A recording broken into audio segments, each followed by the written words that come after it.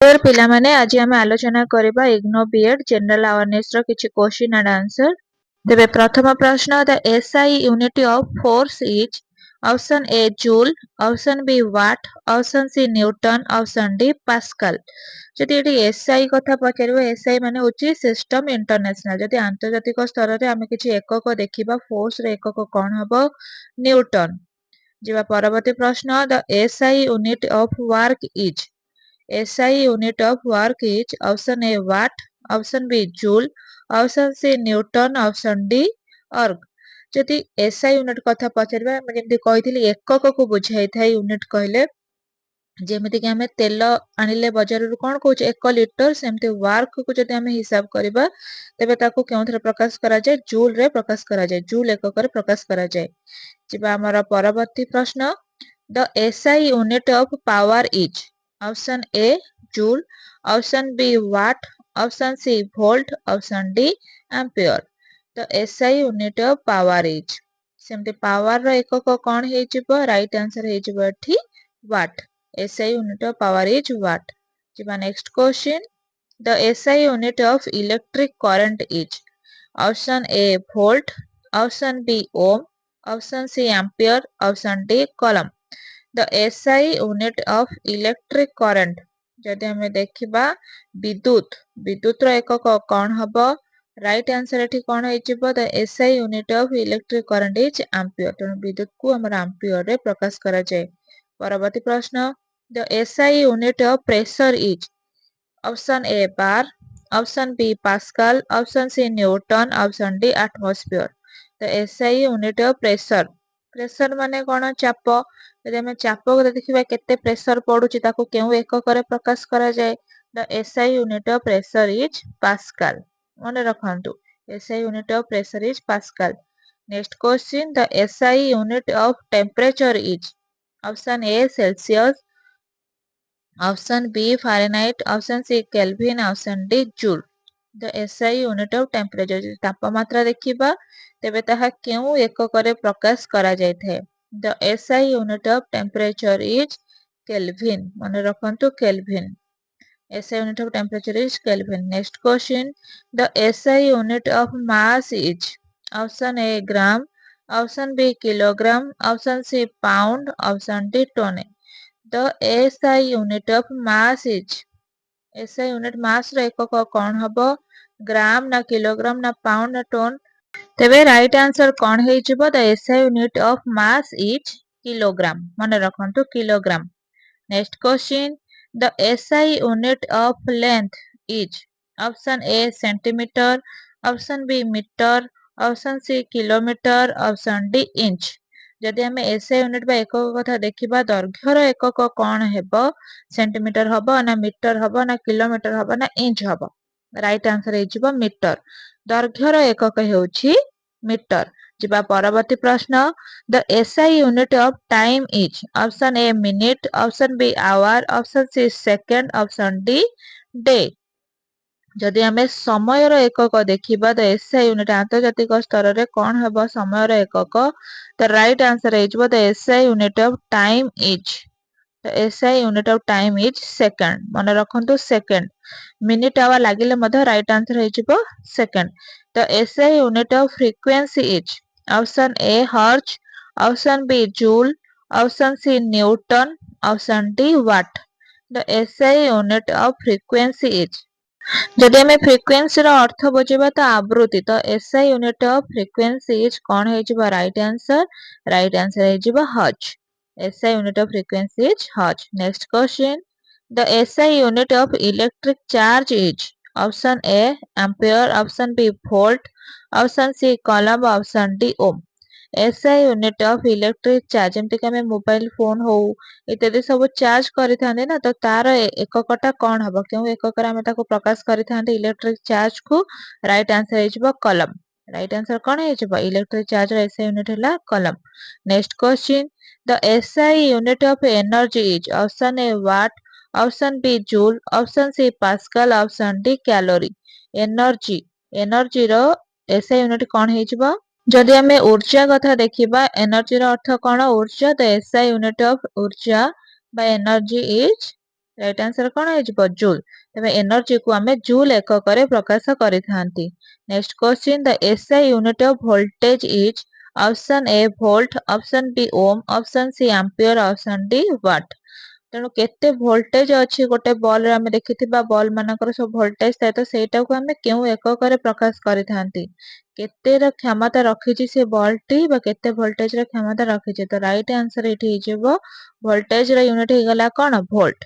जिबा next question the SI unit of resistance is option A ampere option B volt option C ohm option D coulomb. जदि आम resistance अर्थ बुझा तेज ता प्रतिरोध। तो SI unit of resistance is प्रतिरोधर आंतर्जातिक एकक कौन हम एम्पियर ना वोल्ट ना ओम ना कूलम। राइट आंसर है ओम रेजिस्टेंस ओम बोली मन रखु।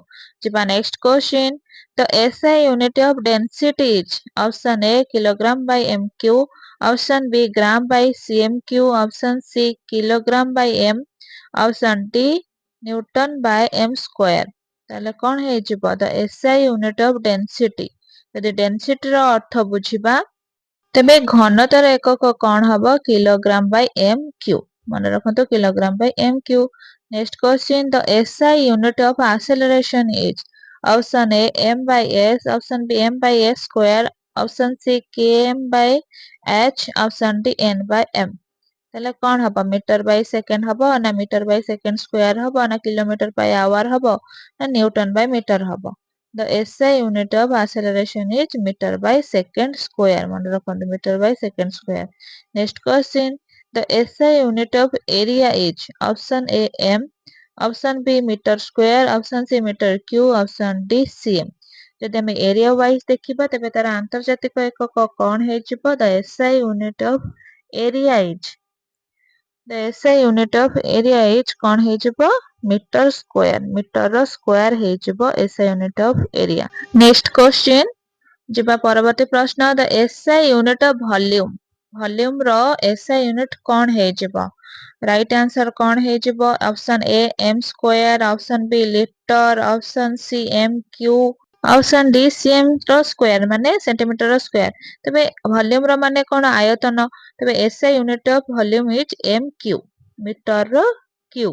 जिबा परवर्ती प्रश्न the SI unit of amount of substance is option A gram option B mole option C litre option D joule.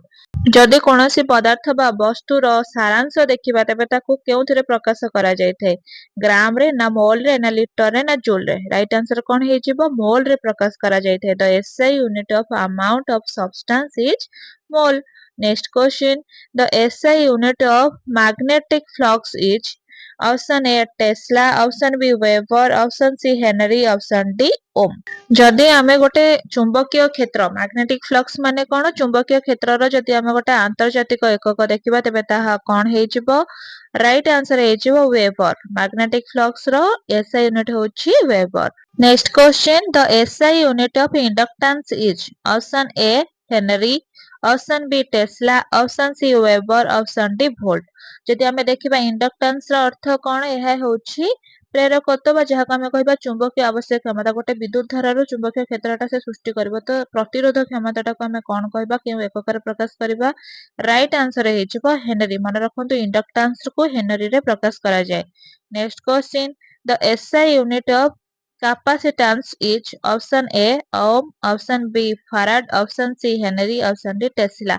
तो एसआई यूनिट ऑफ कैपेसिटेंस तेबे कैपेसिटेंस रो अर्थ कोन विद्युत चार्ज संचय करिवार क्षमता बा विद्युत माने आधारण क्षमता जदि बुझेबा तबे ताको कैपेसिटेंस कुआ जाय। तबे ताहार एसआई यूनिट कोन हेजिबो फैराड हेजिबो F A R D farad.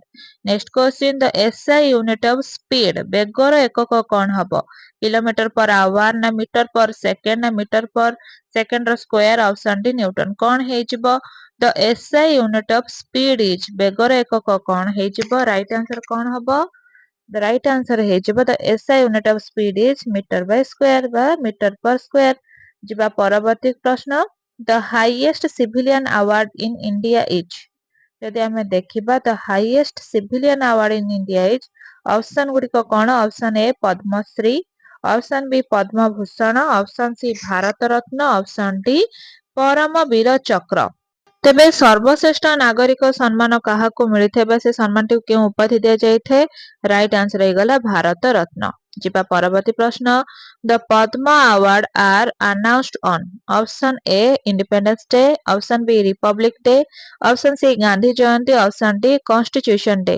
ଯଦି ଆମେ ଦେଖିବା ଯୋଉ ପଦ୍ମ ଆୱାର୍ଡ ସବୁ ରହିଛି ପଦ୍ମଭୂଷଣ, ପଦ୍ମ ବିଭୂଷଣ ଏଗୁଡା ସବୁ କେବେ ଆନାଉନ୍ସ କରାଯାଇଥାଏ?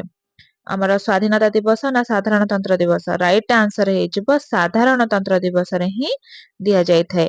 Next question. The highest film award in India is option A Filmfare award, option B national film award, option C Dada Saheb Phalke award, option D IIFA award. ଯଦି ଆମେ ଦେଖିବା ସବୁଠାରୁ ସର୍ବଶ୍ରେଷ୍ଠ ବା ହାଇଏଷ୍ଟ ଫିଲ୍ମ ଆୱାର୍ଡ ଟା କଣ ଦିଆଯାଇଥାଏ? ଫିଲ୍ମଫେୟାର ନା ନ୍ୟାସନାଲ ଫିଲ୍ମ ଆୱାର୍ଡ ନା Dada Saheb Phalke award? The right answer ହେଇଯିବ ଦାଦା ସାହେବ ଫାଲକେ ଆୱାର୍ଡ ଦିଆଯାଇଥାଏ ଯଦି ଫିଲ୍ମ ଆୱାର୍ଡ ଦେଖିବା। Next question. The Oscar award is presented in which country? Oscar award ଟା କେଉଁ ଦେଶରେ ପ୍ରଦାନ କରାଯାଇଥାଏ? Option A UK, option B USA, option C France, option D Canada. The Oscar award is presented in which country? Right answer କଣ ହେଇଯିବ? USA ହେଇଯିବ। The Oscar award is presented in USA. Next question.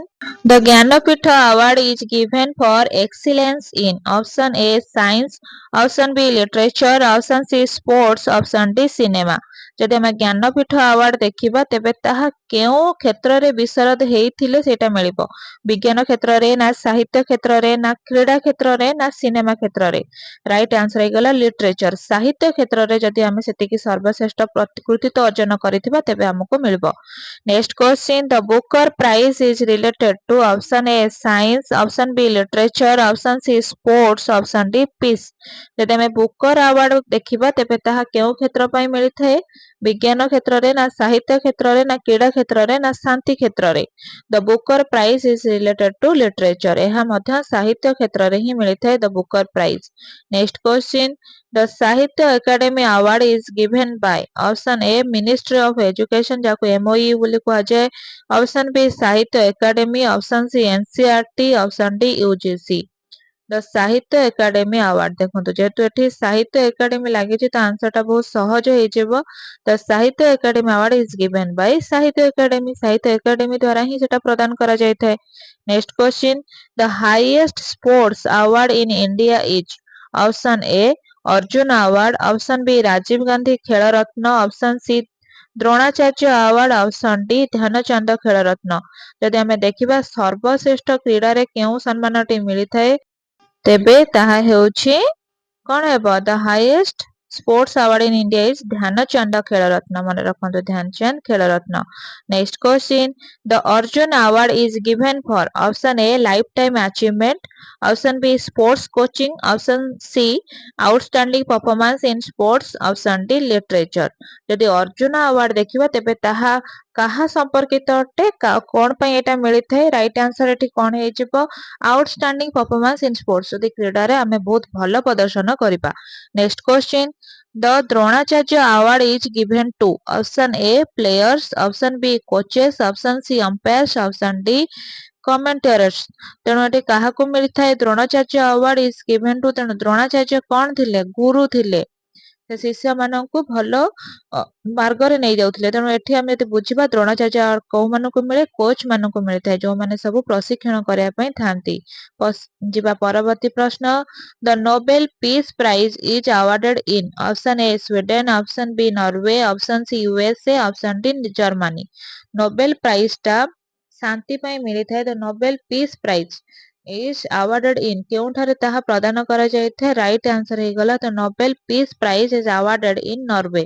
ନରୱେରେ ହିଁ ପ୍ରଦାନ କରାଯାଇଥାଏ Nobel peace prize. Next question. The Nobel prize was established by option A Albert Einstein, option B Alfred Nobel, option C Isaac Newton, option D Mary curiae. ତ Nobel prize ଟା ଆମର କାହା ଦ୍ୱାରା ପ୍ରଥମ କରି ଏଟା ବାହାର କରାଯାଇଥିଲା, ଏଷ୍ଟାବ୍ଲିଶ ହେଇଥିଲା? ରାଇଟ୍ ଆନ୍ସର ହେଇଯିବ ଆଲଫ୍ରେଡ ନୋବେଲଙ୍କ ଦ୍ୱାରା ଏହି ପୁରସ୍କାରଟି ଆୱାର୍ଡଟି ପ୍ରଦାନ କରାଯାଉଥିଲା Alfred Nobel. Next question. The Ramon Magsaysay award is associated with option A USA, option B India, option C Philippines, option D Japan. तो रमन मैग्सेसे किए यह होची एशियार सर्वोच्च सम्मान। यहाकू एशियारे नोबेल पुरस्कार मध्य कुहाଯାଏ। निस्वार्थपर सेवा और साहसिक नेतृत्व और समाजर विकास ପାଇଁ ଏହି पुरस्कार दिया ଯାଇଥାଏ। ତେବେ ଏହା କେଉଁଠିର ଆୱାର୍ଡ? ଏଇଟା ହେଇଗଲା ଫିଲିପାଇନ୍ସର ଏହା ଏକ ଆୱାର୍ଡ ଅଟେ।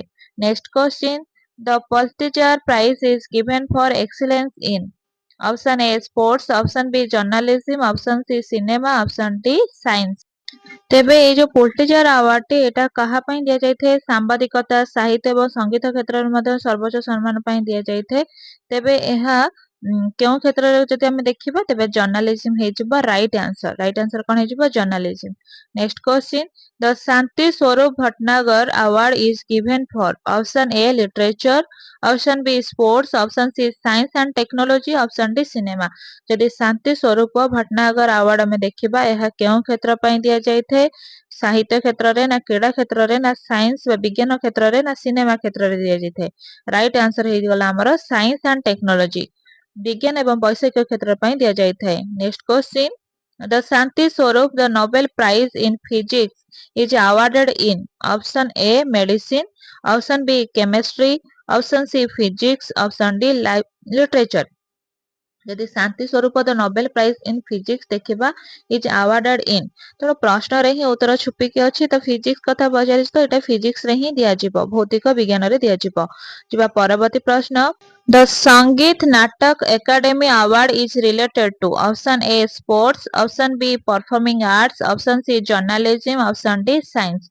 यदि संगीत नाटक एकेडमी अवार्ड आमे देखिबा एहा कहा संपर्कित अटे? क्रीड़ा संपर्कित ना कला संपर्कित ना हो जर्नलिज्म ना साइंस। द राइट आंसर है जो performing arts. The Sangeet Natak academy award is related to performing arts.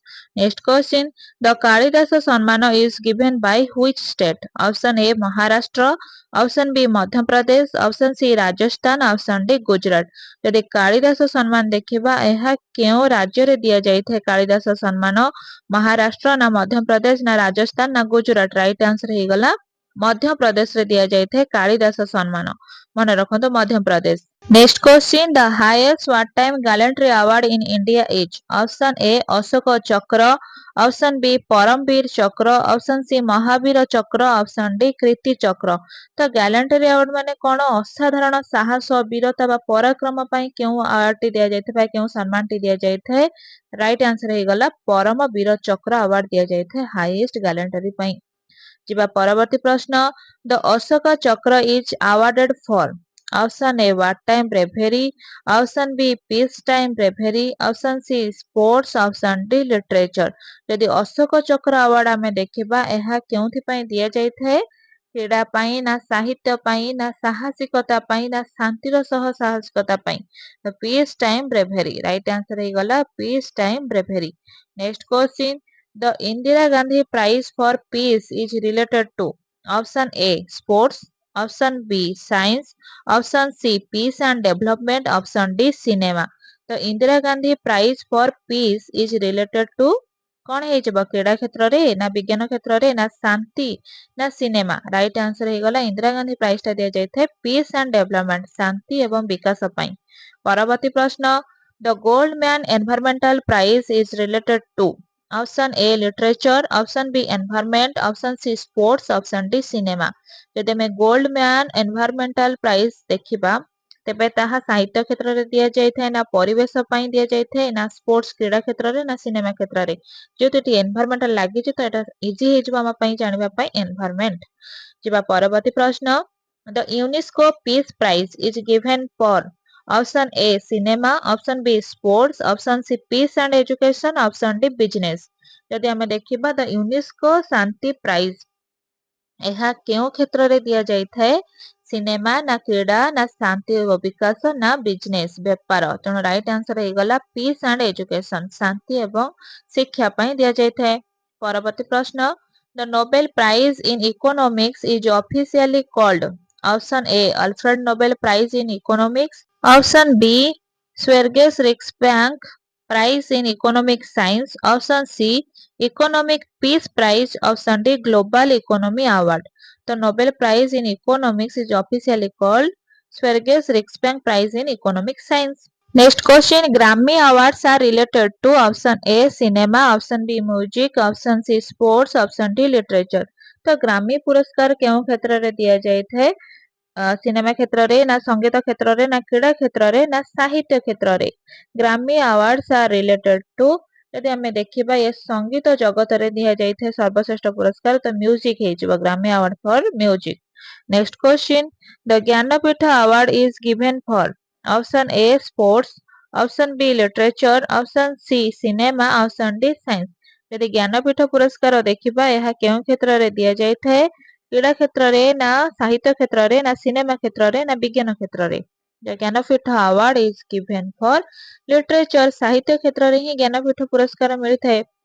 परवर्ती प्रश्न, the Rajiv Gandhi Sadbhavana award is related to option A sports, option B Commonwealth harmony, option C cinema, option D science.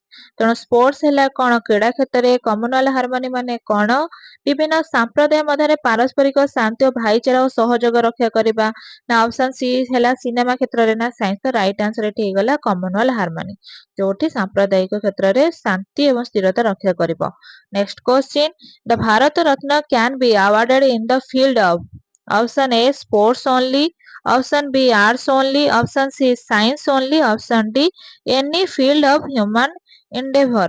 तो कौन हो the Bharat Ratna can be दिया जाई पारिबो एई अवार्डटी काहाकू? Any field of human endeavour, समस्त चेष्टा बा प्रशंसनीय क्षेत्र में मिल पारिबो।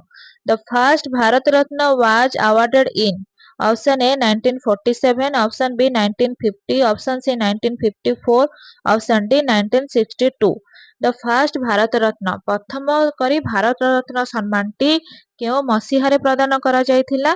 राइट आंसर कौन हो? प्रथम करी भारत रत्न सम्मानटी 1954 मसीहारे प्रदान करा जायथिला। Next question, article 40 of the Indian constitution deals with option A uniform civil code, option B freedom of speech, option C organisation of village panchayat, option D president's power. जदि आमे देखिबा अनुच्छेद 40 तेबे ताहा भारत संविधान रो केउ क्षेत्र को सूचाउछि? Organisation of village panchayat, panchayat raj उपरे ताहा लिखा जाइछि। Next question, article 40 is included in option A fundamental rights, option B directive principle of state policy, option C fundamental duties, option D preamble माने प्रस्तावना। तेणु फंडामेंटल राइट तो जानी मौलिक अधिकार, डायरेक्टिव प्रिंसिपल ऑफ निर्देशक नीति ना मौलिक कर्तव्य। राइट आंसर हो गला directive principle of state policy. Next question, article 44 relates to option A right to equality, option B uniform civil code, option C right to education, option D emergency provisions. जदि आमे अनुच्छेद 44 देखिबा तेबे ताहा काहा संपर्कित लेखा जाइछि? समानता अधिकार हे जाऊ ना सिविल कोड यूनिफॉर्म रे हे जाऊ ना राइट टू एजुकेशन मौलिक अधिकार शिक्षा पई। तो right answer it is uniform civil code. Next question, article 44 is part of option A part 3, option B part IV, option C part V, option D part VI। जदि आमे article 44 कथा देखिबा तेबे ताहा केउ भाग रे आसुछि? राइट आंसर एठी कोन हेजबो? केउ पार्ट रे बा केउ भाग रे आसुछि? अनुच्छेद 44 राइट आंसर हेजबो part IV।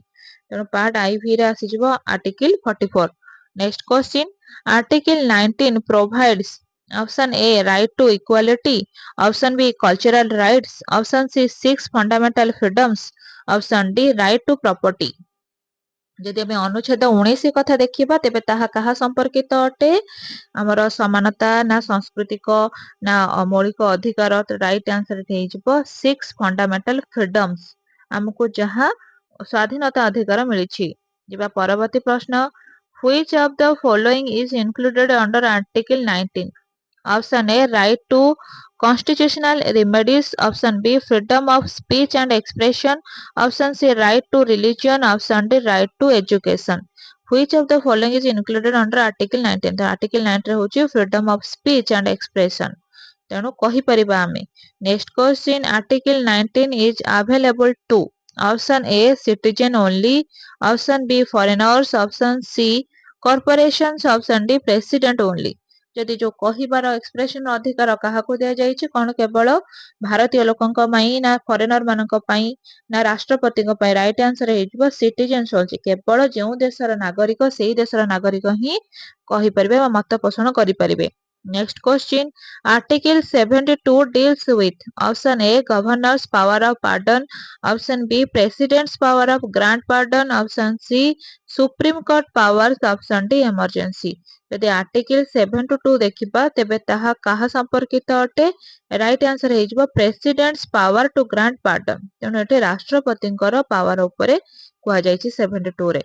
The power under article 72 can be exercise in case of option A civil case only option B criminal case only option C court material and death sentence ना option D property disputes. जदि एई पावरटी हमें देखिबा 72 article 72 तेबे ताहा कोन देई परछि कोर्ट बा मैरिटल एंड डेथ सेंटेंस रे से कहि परिबे चेंज करि परिबे। Next question the Indian constitution originally had how many schedules. प्रश्नटी प्रथमे पढ़ंतु कोन प्रश्न पचारिछि तो इंडियन कॉन्स्टिट्यूशन प्रथमे भारतर संविधान मूलतः केतोटी अनुच्छेद रे विभक्त थिला option A 8 option B 9 option C 10 option D 12 right answer हेजिबो 8 टी थिला किंतु वर्तमान हे जायछि केतोटी 12 टी अनुच्छेद। परवर्ती प्रश्न the seventh schedule deals with option A languages option B union state and concurrent list option C anti defection option D panchayat. जदि हमें देखिबा 7 शेड्यूल टी 7 नंबर अनुच्छेद टी काहा संपर्कित अटे राइट आंसर टी हेजिबो union state and concurrent list हमर केंद्रीय हो राज्य स्तरीय हो बा कनकरेंट लिस्ट मध्ये सांप्रदायिक लिस्ट ऊपर एटा वर्णना करा जायछि।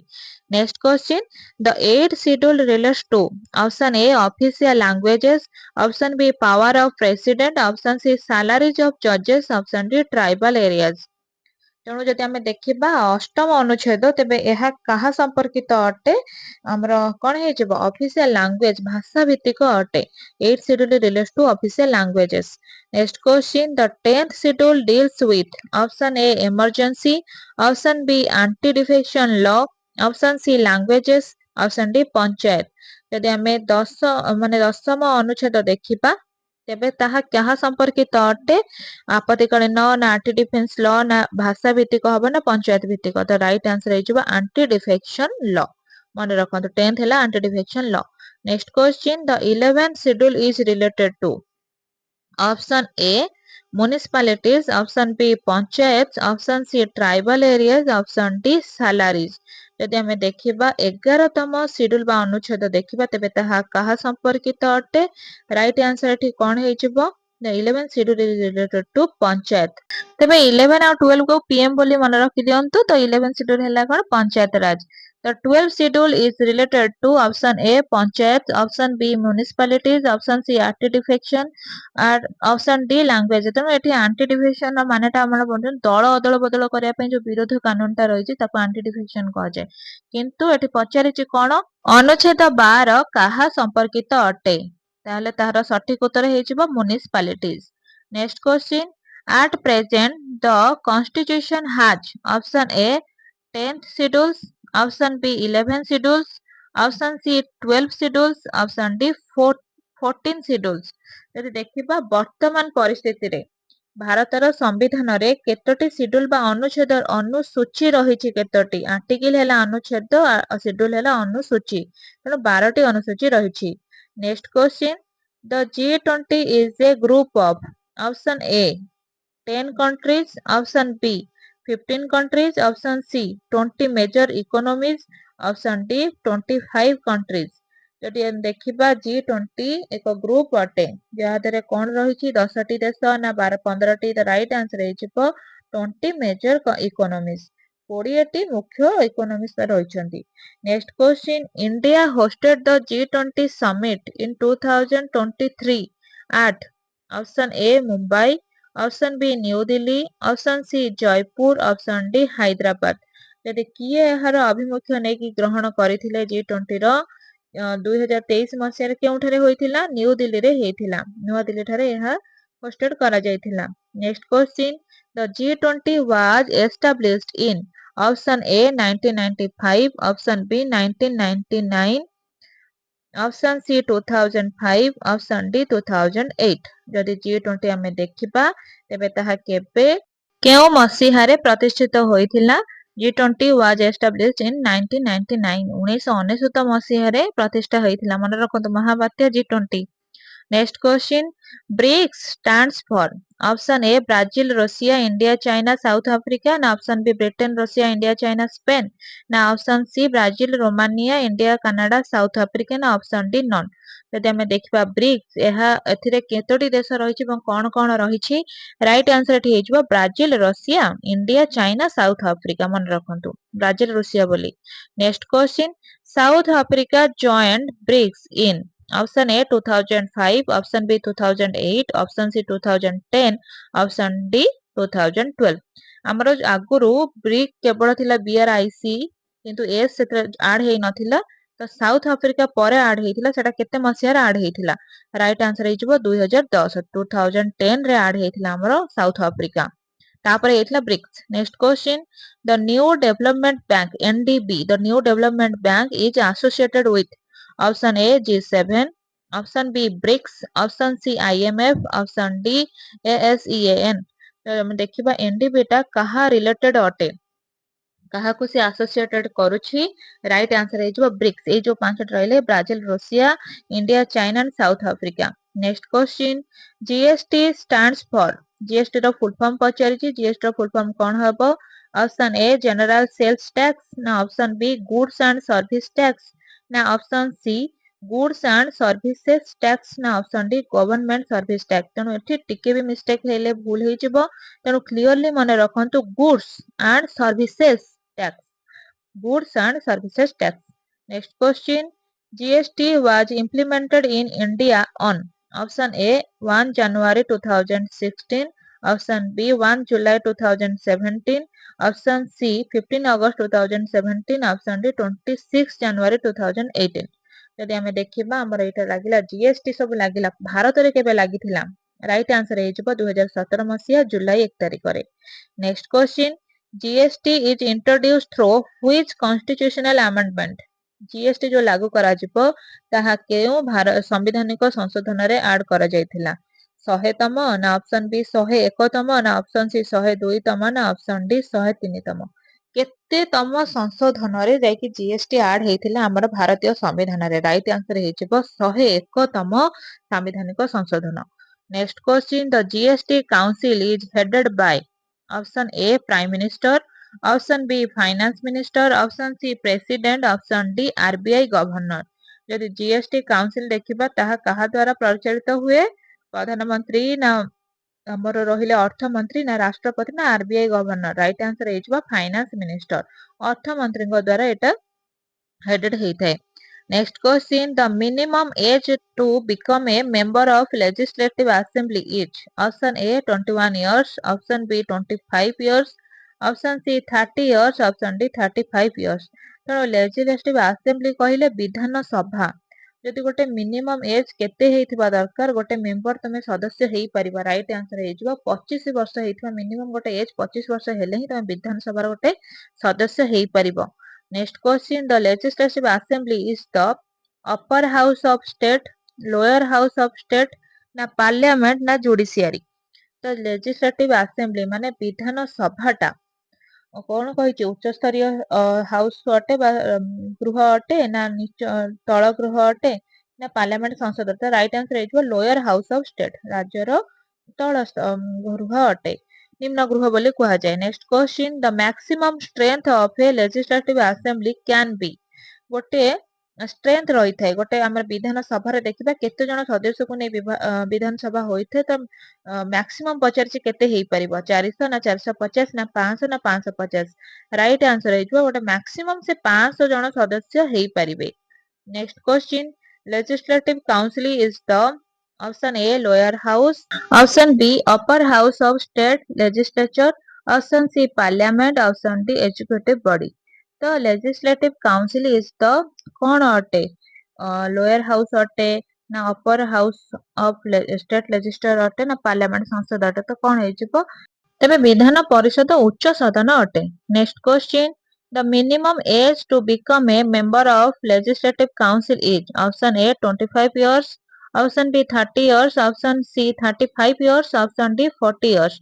तो गोटे मिनिमम एज केते हेतिबा दरकार गोटे विधान परिषदर सदस्य हेबा पई राइट आंसर एठी कोन हेजिबो the minimum age to become a member of legislative council is 30 years 30 वर्ष हेतिबो गोटे मिनिमम एज 30 वर्ष हेतिबा आवश्यक विधान परिषदर सदस्य हेबा पई next question legislative council is a option A permanent house option B temporary house option C judicial body ना option D non ଏହା ଗୋଟେ ମାନେ କଣ ସ୍ଥାୟୀ ଗୃହ ଅଟେ ନା ଅସ୍ଥାୟୀ ଗୃହ ଅଟେ କଣ ହେଇଯିବ legislative council is a what permanent house ନା temporary house right answer ଏଠି ହେଇଯିବ permanent house ଯେହେତୁ ଏହା ହେଉଛି ଉଚ୍ଚ ସଦନ ଏହା permanent ବା ସ୍ଥାୟୀ ସଦନ ଅଟେ next question Panchayati Raj system was constitutionalized by which amendment ଯଦି पंचायत राज देखिबा केतेतम भारतीय संवैधानिक संशोधन द्वारा पंचायत राज को आड करा जायछि ऑप्शन ए 42 तम ना ऑप्शन बी 44 तम ऑप्शन सी 73 तम ना ऑप्शन डी 74 तम पंचायत राज हमर हबो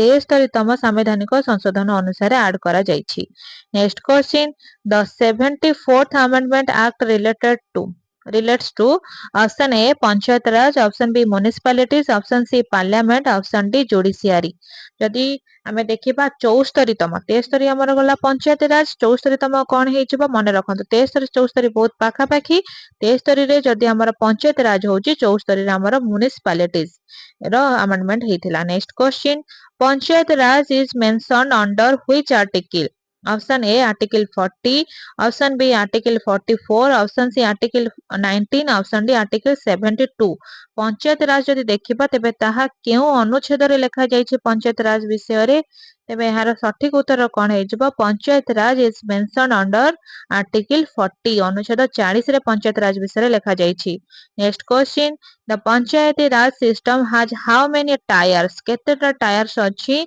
option A 1 option B 2 option C 3 option D 4 the panchayati raj system has how many tiers केतेटा विभाग रहिछि हमर पंचायती राज जदि देखिबा प्रथमे कोन रहिछि ग्रामर निया जायछि तनु 3 टायर्स हेजिबो कहिबि कोन आगु को अछि जे परवर्ती प्रश्न को the 3 tier panchayat raj system included आसीगला सेही प्रश्न तेबे जो 3 टायर पंचायत राज रहिछि तेबे ताहा कोन ग्राम पंचायत ब्लॉक समिति जिला परिषद ना ग्राम सभा लोकसभा राज्यसभा ना पंचायत म्युनिसिपालिटी कॉर्पोरेशन ना नन तेबे जो 3 टायर रहिछि माने तृणमूल स्तर रो हमर पंचायत राजटा जायछि त प्रथमे ला ग्राम पंचायत तापर ब्लॉक तापर ला जिला जिबा परवर्ती प्रश्न the Morley Minto reforms were introduce in option A 1905 option B 1909 option C 1911 option D 1919 तेबे जो मल्लेमिंटोटा रहिछि ताहा केबे इंट्रोड्यूस हेइथिला राइट आंसर कोन हेजिबो the Morley Minto reforms were introduce in which year 1909 1999 रे हेइथिला जिबा परवर्ती प्रश्न the Morley Minto reforms are also known as government of India act 1919 option B Indian council act 1909 option C regulating act 1773 option D charter act 1833 तो जो Morley Minto reform टा also known as कोन हेजिबो Indian council act 1909 next question the Morley Minto reforms introduce option A universal adult franchise option B separate electorate for Muslims option C dominant status option D पूर्ण स्वराज यदि मल्लेमिंटो reform हम देखिबा तेबे ताहा कहा संपर्कित अटे राइट आंसर एठी कोन हेजिबो सेपरेट इलेक्टोरेट फॉर मुस्लिम तो मुस्लिम संप्रदाय पे से माने सेपरेट हबा को चाहथिले next question the Chauri Chaura incident took place in option A 1919 option B 1920 option C 1922 option D 1930 Chaura चोरी घटना बा इंसिडेंट टा केबे हेतिला चोरा चोरी घटना राइट आंसर कोन हेजिबो 1919 ना 1920 ना 1922 ना 1930 राइट आंसर हेजिबो 1922 मसिया रे चोरा चोरी घटना हेतिला मन रखंतु चोरी चोरा घटना next question after the Chauri Chaura incident who withdraw the non cooperation movement ମାନେ ଚୋରି ଚୋରା ଘଟଣା ପରେ ଇନସିଡେଣ୍ଟ ପରେ କିଏ ଅସହଯୋଗ ଆନ୍ଦୋଳନ ବନ୍ଦ କରିଦେଇଥିଲେ? Option A Bal Gangadhar Tilak, option B Jawaharlal Nehru, option C Mahatma Gandhi, option D Subhash Chandra Bose. Right answer ଏଠି କଣ ହେଇଯିବ? ଚୋରି ଚୋରା ଘଟଣା ପରେ ମହାତ୍ମା ଗାନ୍ଧୀ ଅସହଯୋଗ ଆନ୍ଦୋଳନ ବନ୍ଦ କରିଦେଇଥିଲେ। Next question, the Montagu declaration was announced in? Option A 1909, option B 1917, option C 1919, option D 1935। ଯଦି ଆମେ ଦେଖିବା ମଣ୍ଟେଗୁ ଡିକ୍ଲାରେସନ ସେଟା କେବେ ଆନାଉନ୍ସ କରାଯାଇଥିଲା? କେଉଁ ମସିହାରେ ମଣ୍ଟେଗୁ ଡିକ୍ଲାରେସନ ମାନେ ଆନାଉନ୍ସ କରାଯାଇଥିଲା? ରାଇଟ୍ ଆନ୍ସର ଏଠି ହେଇଯିବ 1917 ମସିହାରେ। ମନେ ରଖନ୍ତୁ 1917। Next question, the Montagu declaration promised option A complete independence, option B dominant status, option C gradual development of self government, option D separate electorates। ତ ଯୋଉଠି ମଣ୍ଟେଗୁ ଡିକ୍ଲାରେସନ କଣ ପ୍ରମିସ କରିଥିଲା, କଣ ପ୍ରତିଜ୍ଞା କରିଥିଲା? ରାଇଟ୍ ଆନ୍ସର ଏଠି କଣ ହେଇଯିବ? ତ Montagu declaration promised gradual development of self government. ତେଣୁ ସ୍ୱାଧୀନ ଭାବରେ ନିଜ ସରକାରଟାକୁ ଧୀରେ ଧୀରେ ସେଟା ପରିବର୍ତ୍ତନ କରିବେ। ତ cabinet mission came to India in? Option A 1942, option B 1945, option C 1946, option D 1947। ଯଦି ଆମେ ଦେଖିବା କ୍ୟାବିନେଟ ମିଶନ, ତେବେ ତ କ୍ୟାବିନେଟ ମିଶନଟା କେବେ ଭାରତକୁ ଆସିଥିଲା? ରାଇଟ୍ ଆନ୍ସର ଏଠି କଣ ହେଇଯିବ? The cabinet mission came to India in 1946, 1946 ରେ ଆସିଥିଲା। Next question, the Simon commission arrived in India in? Cabinet mission ଗଲା, ତାପରେ ବର୍ତ୍ତମାନ ଆସିବା ସାଇମନ କମିଶନ। ତେବେ ସାଇମନ କମିଶନ କେବେ ଭାରତକୁ ଆସିଥିଲା? 1927 ମସିହାରେ, ନା ଅପସନ୍ ବି 1928 ମସିହାରେ, ନା 1930 ମସିହାରେ, ନା 1932 ମସିହାରେ? ଯଦି ସାଇମନ କମିଶନ ଦେଖିବା ତେବେ ତାହା ଭାରତକୁ 1928 ମସିହାରେ ଆସିଥିଲା। ସାଇମନ କମିଶନ 1928, ମନେ ରଖନ୍ତୁ। Next question, why was the Simon commission opposed? କାହିଁକି ସେଟାକୁ ବିରୋଧ କରାଯାଉଥିଲା? Option A it supported British rule, option B it had no Indian member, option C it introduced separate electorates, option D it divided Bengal। Simon କମିଶନକୁ କାହିଁକି ବିରୋଧ କରାଯାଉଥିଲା? କଣ ଥିଲା ଏହାର ରିଜିନ, କାରଣ କଣ ଥିଲା? ରାଇଟ୍ ଆନ୍ସର ହେଇଯିବ ଇଟ୍ had no Indian member। ଏଠାରେ କୌଣସି ଭାରତୀୟ ସଦସ୍ୟ ନଥିଲେ। Next question, the slogan raised against Simon Commission was? Option A quit India, option B Vande Mataram, option C Simon go back, option D do or die. ତେବେ ଯୋଉ Simon commission ଯେବେ ଆସିଥିଲା ସେତେବେଳେ କେଉଁ ନାରା ବାହାରିଥିଲା? ଭାରତ ଛାଡ, ନା ବନ୍ଦେ ମାତରମ୍, ନା ସାଇମନ ତୁମେ ଫେରିଯାଅ, ନା ଡୁ ଅର୍ ଡାଏ? ତ ରାଇଟ୍ ଆନ୍ସର ହେଇଯିବ ସାଇମନ ଗୋ ବ୍ୟାକ୍, ସାଇମନ ତୁମେ ଫେରିଯାଅ। ଯିବା ପରବର୍ତ୍ତୀ ପ୍ରଶ୍ନ, ତେବେ BIMSTC ବିମଷ୍ଟେକ୍ ତାର ଫୁଲ ଫର୍ମ ଟା କଣ ପଚାରିଛି? ବେ of India multi sector technical cooperation, ନା ବେ of Bengal initiative for multi sectoral, option C Bengal international maritime council, option D non. ତ କେଉଁଟା ହବ ଏଟାର? ବିମଷ୍ଟେକ୍ ର ଫୁଲ ଫର୍ମ ଟା କଣ ହବ? Bay of Bengal initiative for multi sectoral technical and economic cooperation. Next question, BIMSTEC was established in? କେବେ BIMSTC ଯୋଉ BIMSTEC ରହିଛି ସେଟା କେବେ ପ୍ରତିଷ୍ଠିତ ହୋଇଥିଲା? 1985 ନା 1997 ନା 2005 ମସିହାରେ, ନା 2010 ମସିହାରେ? ତ ଯେମିତି ଗୋଟେ ଗୋଟେ ଥାଏ ନା ସଂଗଠନ ମିଶି ଯାଆନ୍ତି, ରାଜ୍ୟ ଗୁଡିକ ସଂଗଠନ କରନ୍ତି କୌଣସି ଅର୍ଥନୈତିକ ସ୍ତରରେ ଉନ୍ନତି ଆଣିବା ପାଇଁ, ସେଇଭଳି ବିମଷ୍ଟେକ୍ ଟା ମଧ୍ୟ ପ୍ରତିଷ୍ଠିତ ହୋଇଥିଲା 1997 ମସିହାରେ। Next question, which of the following is not a member of BIMSTC? BIMSTEC ର କିଏ ଜଣେ ସଦସ୍ୟ ନୁହନ୍ତି? କେଉଁ ରାଷ୍ଟ୍ର ଏହାର ସଦସ୍ୟ ନୁହେଁ? Option A India, option B Nepal, option C Pakistan, option D Thailand. ତେବେ କେଉଁ ରାଷ୍ଟ୍ରଟି ବା କେଉଁ ଦେଶଟି ବିମଷ୍ଟେକ୍ ର ସଦସ୍ୟ ନାହାନ୍ତି? ତେବେ ରାଇଟ୍ ଆନ୍ସର ଏଠି ହେଇଯିବ ପାକିସ୍ତାନ। ପାକିସ୍ତାନ ବିମଷ୍ଟେକ୍ ର ସଦସ୍ୟ ନୁହନ୍ତି। Next question, SAARC was established in? ଯଦି ସାର୍କ କଥା ଆମେ ଦେଖିବା ତେବେ ଏହା କେବେ ପ୍ରତିଷ୍ଠିତ ହୋଇଥିଲା? 1980 ନା 1985 ନା 1990 ନା 1995? SAARC was established in which year? Right answer ଏଠି କଣ ହେଇଯିବ? ସାର୍କ ୱାଜ ଏଷ୍ଟାବ୍ଲିଶଡ ଇନ୍, କୁହନ୍ତୁ କୁହନ୍ତୁ ଦେଖିବା ଠିକ ଅଛି ନା ଭୁଲ? ତ ରାଇଟ୍ ଆନ୍ସର ହେଇଯାଉଛି 1985। ମନେ ରଖିଦିଅନ୍ତୁ ଆମର 1985 ମସିହାରେ।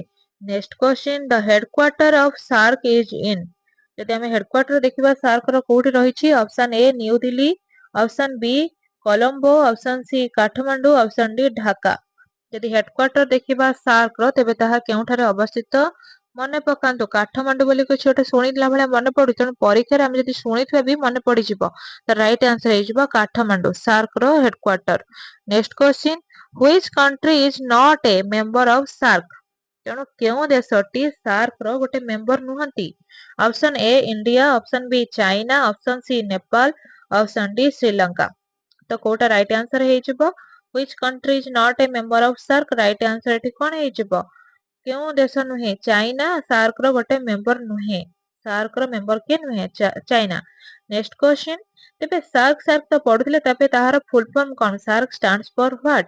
Option A south Asian association for regional cooperation, option B south Asia regional council, option C south Asian economic council, option D non.